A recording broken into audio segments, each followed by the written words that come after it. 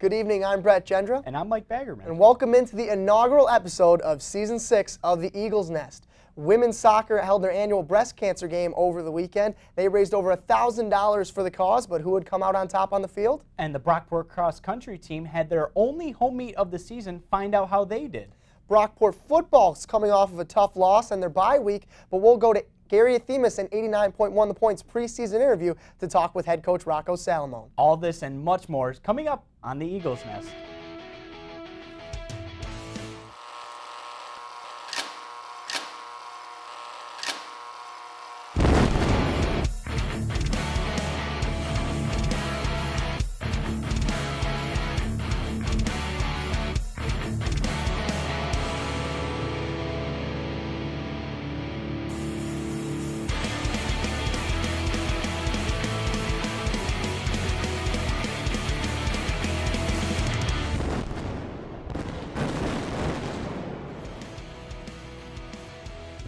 Welcome back into the Eagles Nest, and let's take a look at your Brockport sports. The men's soccer team had a busy week playing 3 exciting games. First, they took on their local rivals, the St. John Fisher Cardinals, on the road last Wednesday. Sophomore Chris O'Gorman scored the lone goal for Brockport in that game in the second half, and it would be all that Brockport would need, coming out victorious 1-0 against the Cardinals. The Brockport offense was in complete control in that game, giving up only 2 shots on goals, with senior and Rush Henrietta native Kyle Salm making the 2 saves.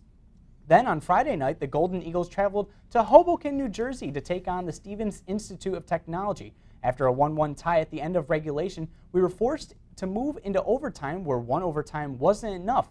In the second overtime, junior and Hilton native Brian Duffy used his noggin and headed one past the Stevens Tech goalie with 6 minutes left to give Brockport the 2-1 win in double overtime.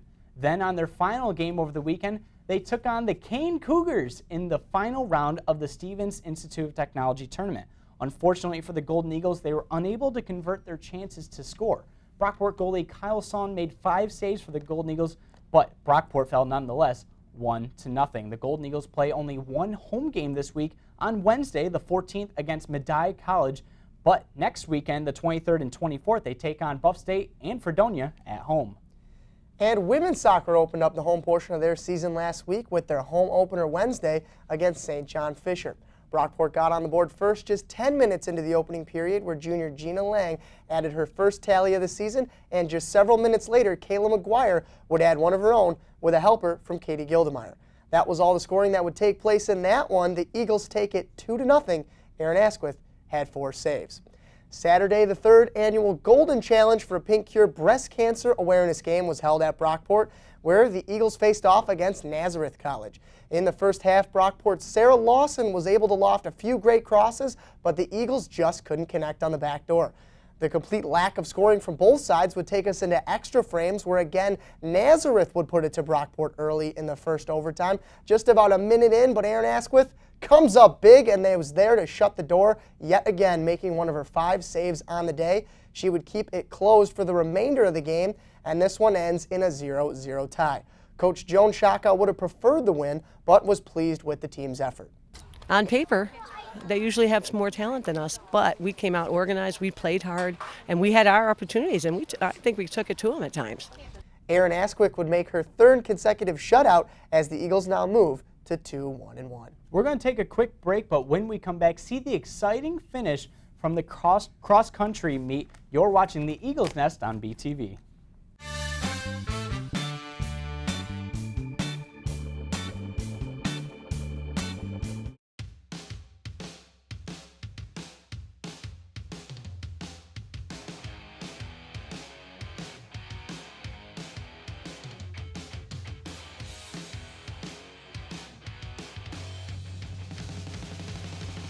All this and more. All this and more. Coming up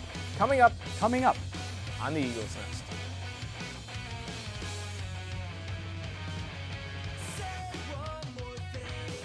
Don't forget to check out campus sports action in the next coming weeks as Brockport men's soccer begins SUNYAC play Friday, September 23rd against Buffalo State at 4 p.m. and Saturday, September 24th against Fredonia at 1 p.m. And welcome back. Volleyball would hit the road this past week for 5 games. The first one took place Wednesday, where they dropped a matchup 3-1 to St. John Fisher. Kelly Nowak had 17 kills on the day, while Mary Cocking had 18 digs. The Eagles would then travel to Ithaca for some weekend tournament action, opening up play with a 3-0 win over Rutgers Newark, where Kelly Nowak would put up her first double-double of the tournament with 13 digs and 10 kills in the win. Nowak would add 20 kills and 11 digs in the night game against Ithaca, but it was not enough as Brockport fell 3-1. Nowak's streak of double-doubles would then continue Saturday in the afternoon with a 3-0 loss to Wiedner and a 3-0 loss to Union. Her 4-game streak of double-doubles accounted for 65 kills and 47 digs on the weekend, good enough for an all-tournament selection. Brockport Volleyball is now 4-6 overall and will head to the RIT Invitational next weekend, the 16th and the 17th. And from indoor sports to outdoor sports, where we move to cross country, where the Golden Eagles were hosting their only home meet of the season this past Saturday. Fairport native and freshman for the Golden Eagle cross country team, Rachel Malone, was the second-place overall finisher for the Brockport Golden Eagles with a time of 23 minutes and 32.46 seconds. The team as a whole finished in 3rd place. This is their second third-place finish this season, with the first one coming on September 3rd at the Daniel Walker Invitational. On the men's side of things, junior Casey Ross finished 6th overall on Saturday at Brockport's home meet and led the Golden Eagles to a 2nd-place finish. The Golden Eagles had 3 runners finish in the top 10. The University of Rochester won with a team score of 15 points. And football is coming off of a tough loss opening weekend, 14-19 to Ithaca, but they had the bye week this week, and we're going to go back to the preseason where Gary Athemus had a chance to sit down with head coach Rocco Salomone on the Point After. Welcome back into the Point After, bringing on our second coach of the night, head football coach for the college at Brockport, Rocco Salomone. Thanks for coming on. Very welcome. Good to be here. Preseason poll came out recently for the NJAC. They got you ranked at 6th. Last year you guys finished 8th. What do these polls really mean? You vote in them, it's the coaches' polls, so what do these things mean at the beginning of the season? I mean, the polls are based on last season, obviously. I think we're probably where we should be in terms of where we finished last year. But that being said, it's always a motivator for the kids, the coaching staff, everybody else, understanding that that's not where we want to be, that's not where we expect to be, that's not where we work to be. But again, you take a look at it, you take it, and then you move on. I mean, quite honestly, I don't think anybody's really thinking about it at this point anymore. We came into preseason on Friday, and our focus is right now. And you're bringing in a new coach this year, new defensive coordinator, Rayshawn Jordan. As head coach of the team, how is it dealing with changes in the coaching staff like this? Well, with coaching, there's always going to be changes, or a lot of times you're going to have changes on staff, especially in football, because there are so many coaches on a staff, usually anywhere from 7 to 12 assistant coaches on those staffs. And Rashawn, we're real fortunate to have him join us this year. I'm very confident with him. We have kind of known each other for a long time. I actually coached against him almost 20 years ago when he was playing, and so it's just funny how kind of things have cycled around a little bit. He has done some real good things, has proven to be a very good defensive coach, and we're looking forward to having him on board here. And I think with him coming in and kind of getting some things solidified here and strength, trying to get our defense back to playing where we feel we should be, and where at one point we really were one of the better defenses in the nation year in, year out. And the defense was in the bottom half of the NJAC last year. And, bringing in a new coach, things are going to change a little bit. How quickly do you think that the players are going to be able to adjust to the system? Well, he joined us in the spring, so he was here for spring practice, and we started putting in, really started implementing the defense at that point. So for our returners, a lot of it is going to be refresher, having an opportunity to kind of get into a little more detail than you can in 4 weeks of practices where we're going into a full season now. But having Coach here, being able to really kind of start the installment of his scheme and what we're going to do and what the players need to do.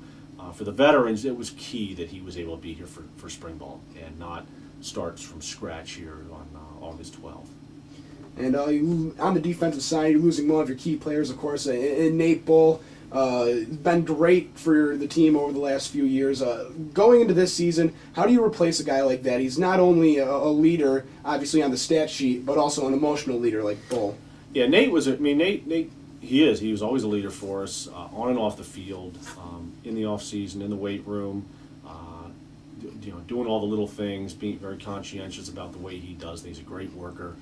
He's actually joined our staff. He's working as an assistant coach with our linebackers this year, along with Bob Ellis, who's our linebacker coach. And so we're looking forward to having Nate kind of join us from that standpoint, which is, I know, the direction he'd like to go from a career standpoint. You replace somebody like that, it's like you don't. You don't replace. You have the next guy step up, and that's what you expect. And I think any team and any program that you're looking at, you're going to have good players. You're going to have great players, and the next man up just has to be the best that they can be. And you don't try to be somebody else. And that's where we're at right now. We've got, I think, the linebackers could be the strength of our defense at this point from experience, and I think from that standpoint of having seen Nate, having been around him as a teammate, kind of seeing how he went about things is falls back on some of the leadership qualities he gave us. And we'll let you go on this one, Coach. Just generally your expectations for the season. Last year, a rough season, but looking to turn around this season. What do you expect from this team this year? You know what? My expectations are always the same, and you're going to be the very best that you can be, and that means our goal is to win every game, and it always has been. And I know it sounds a little crazy, maybe coming off of a season like last year. I really look at last year as kind of two types of teams. Our offense was pretty strong, and defense really struggled. But I've also been around and had some teams where we felt that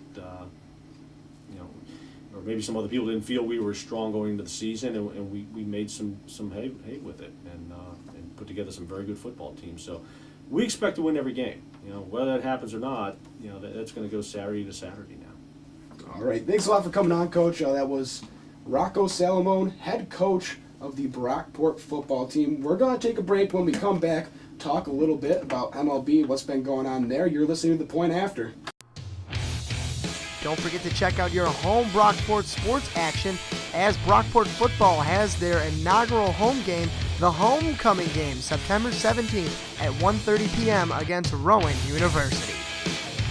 Hi, I'm Ariel Schneider, captain of the Brockport women's soccer team, and you're watching BTV.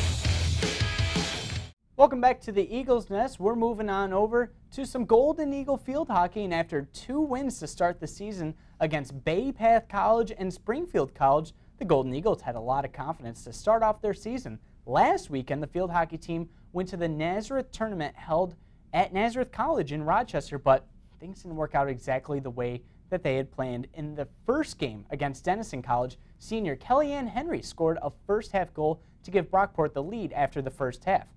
However, in the second half, Denison took a total of 7 shots, and junior goalie Casey Schreiner allowed 2 goals, and Denison came out on top 2-1. In Game 2 held the next day, Brockport took on their SUNYAC rival Oswego, and Casey Schreiner made 9 saves for the Golden Eagles, but allowed just 1 to the Lakers, and Oswego came out on top 1-0. Brockport starts conference play this weekend by taking on Cortland on Friday the 16th, and then Oswego on Saturday the 17th. And Brockport tennis swept Oswego in the singles matchups on Saturday, en road to an 8-1 team victory. Mackenzie Rounds won her first matchup of the season in number 1 flight, defeating Nicole Leaders 6-2 and 6-2. But before singles got underway, her and Carolyn McMenamin grabbed an 8-3 win in doubles competition over Nicole Letter and Rachel Rigney. Tennis is now 2-2 on the season and will host Oneonta and New Paltz this weekend, the 16th and 17th. And that about wraps up for this week's edition of the Eagles Nest, but we still have one more thing. It's our flying highlight. You get to catch all the highlights that you missed from the past week. For Brett Jendra, I'm Mike Baggerman. Thanks for watching the Eagles Nest on BTV.